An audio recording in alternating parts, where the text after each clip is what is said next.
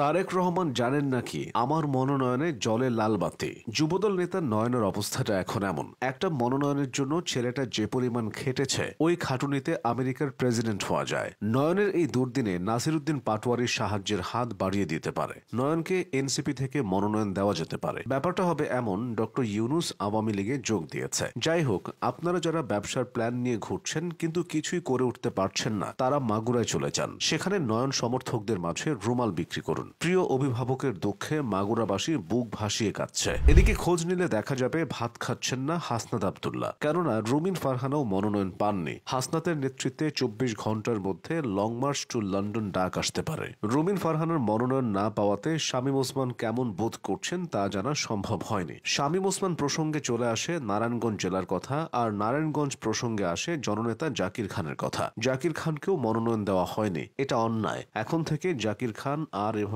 হাত উঁচিয়ে হাঁটবেন না। অবশ্য একটা দিক থেকে ভালোই হয়েছে, মনোনয়ন বঞ্চিত জাকির খান রাজনীতি ছেড়ে এখন মডেলিং শুরু করতে পারেন। মোটা সাইজের মসুর ডাল কোম্পানি জাকির খানকে ব্র্যান্ড অ্যাম্বাসেডর বানাতে পারে, কিন্তু মডেলিংয়েও সমস্যা আছে। জাকির খানের হাঁটার স্টাইল দেখে দেশের তরুণী সমাজ বুকে চাপ অনুভব করতে পারে। সবাই মনোনয়ন নিয়ে মাতামাতি করলেও দেশের সিঙ্গেল সমাজ বিয়ে নিয়ে চিন্তিত। তারা মনোনয়ন নয়, সঙ্গিনীর মন চায়। শীতের আগমন সেই চাওয়াকে আরো তীব্র করেছে। যাদের নির্বাচনী ইশতেহারে বিয়ে করানোর প্রতিশ্রুতি থাকবে তারা বিশাল ব্যবধানে জিতবে। তবে রুমিন ফারহানা বিপাকে পড়তে পারেন। তিনি সিঙ্গেল হয়ে কিভাবে সিঙ্গেলদের প্রতিশ্রুতি দেবেন? অনেকের ধারণা ছিল তামিম ইকবাল মনোনয়ন পাবেন, কিন্তু খান সাহেব এখানেও ডাক মেরেছেন। তিনি তারেক রহমানকে ফোন করে বলতে পারেন, শোনেন তারেক সাহেব, পৃথিবীটা কিন্তু গোল। এরপর কয়েকটা সংবাদ সম্মেলন করতে পারেন। সংবাদ সম্মেলন শেষে বলবেন, এবার তো দিলেন না, পরের বার দিয়েন, আমারে ভুলে যায়েন না প্লিজ।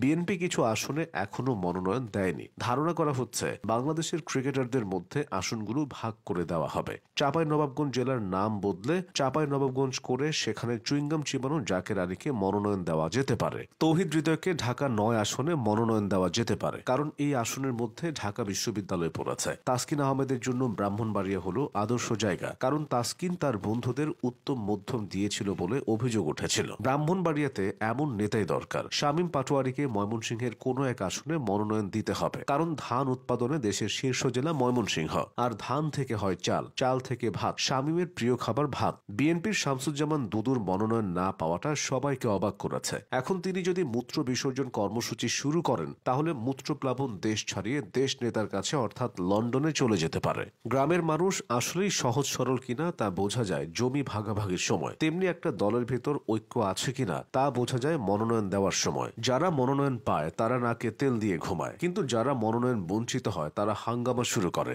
এনসিপি অবশ্য এই হাঙ্গামার মধ্যে নেই, কারণ হাঙ্গামা করার মতো জনবলি তাদের নেই। মনোনয়ন নিয়ে এত উত্তেজনার মাঝে সবাই যেন আওয়ামী লীগের কথা ভুলেই গেছে। কলকাতা ও দিল্লি থেকে আওয়ামী লীগের একাধিক নেতাকে মনোনয়ন দেওয়া যেতে পারে। আওয়ামী লীগ চাইলে ভারতে আলাদা একটা রাজনৈতিক দল খুলতে পারে। অবশ্য আগেই ভালো ছিল, না ছিল মনোনয়ন, না ছিল ভোট। এবার তা হচ্ছে না। এবার মনোনয়নের মাধ্যমে যে বিনোদন শুরু হলো তা কোথায় গিয়ে থামবে সেটা সময় বলে দেবে।